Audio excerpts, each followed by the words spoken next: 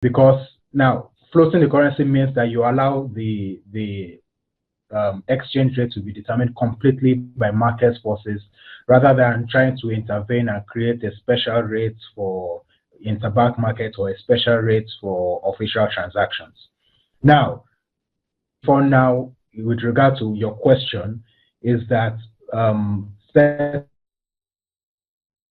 connected are able to access foreign exchange at either the official or interbank rate and resell at the, thereby making a risk-free profit. That has been the round tripping that you're referring to. Now, the only way to deal with that is to float the currency. But this, it must be said that they has reduced the gap in it. So in terms of the opportunities for corruption or fraudulent, making money fraudulently, gap has reduced. But the ultimate long-term solution again will be to float the currency. And without a full float, there will still be some opportunity for individuals who have means, who are able to, who have connections, as it were, to access the foreign currency at the interbank market rate of, say, 340, 350, and then go resell at the black market rate of 450 or whatever it is. So the opportunity is still there, and it can only be removed with a full float. Well, the layman on the street might only see the benefit of this policy through the raise of the naira to the dollar. What other benefits are Nigerians likely to benefit from this policy? So in answer to that question, again, we must make it clear that this is a short-term policy. It's a stopgap measure, and so whatever benefits you're going to see will be short-term in nature. But in terms of other benefits, we know there is a knock-on effect on, for example, if certain individuals are carrying out transactions, let's say importation, business, or those who have anything to do with importation, who are in business of importation of any kind, whether of materials, raw materials, or manufacturing equipment, or finished goods which they intend to sell, we know there will be a knock-on effect on the prices or the final prices of those goods when they finally reach the market.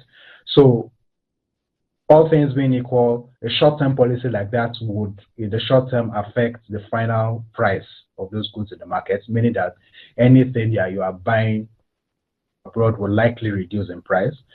Let's say imported cars, for instance. If the average Nigerian wants to buy a car, there might be a short-term reduction in the price of the car because the foreign exchange situation has improved. That, for me, would be the major short-term effect of this particular policy.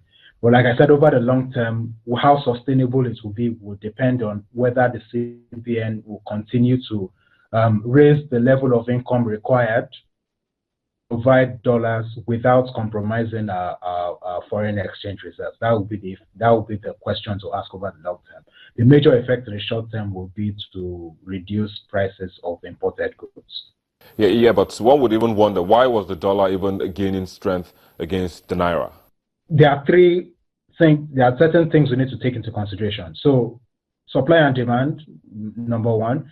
Then when it comes to actual supply of foreign currency, there are several means through which Nigeria gets inflows of foreign currency.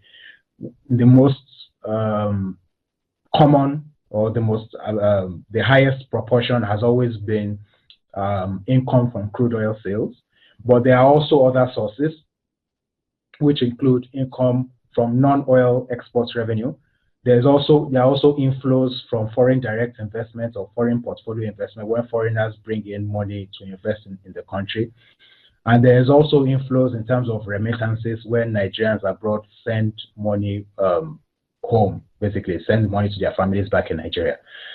So we need to unpack the several components when talking about what's responsible for the slide in the naira, maybe since 2014 to date. The most common one we know is that the oil prices have declined from 2014 till it became stable in 2016. But there's also something else that has declined that is less talked about, and that is foreign direct investment. In fact, by some estimates, the flows of foreign direct investment have fallen by about 75% in 2016. Now the question is why? Because foreign direct investment has nothing to do with the price of oil, and it has everything to do with economic policies and whether the investors who are going to bring in funds into the country have any confidence at all in the policy direction of the government. And that has been the major criticism of this administration in terms of setting a clear policy direction that will make it clear to the business community that we are actually open for business. And so that has been the less talked about angle to the supply and demand issue that has caused the naira to fall against the dollar in recent times. The flows of foreign direct investment and foreign portfolio investment, whether investments in new enterprises in Nigeria or investments in stocks, in Nigerian equities and the stock exchange and other such things. Now, there has been good news in recent times with the Eurobond oversubscription, because the federal government was able to raise about $1 billion or so from the Euro. In fact, it was oversubscribed to be frank.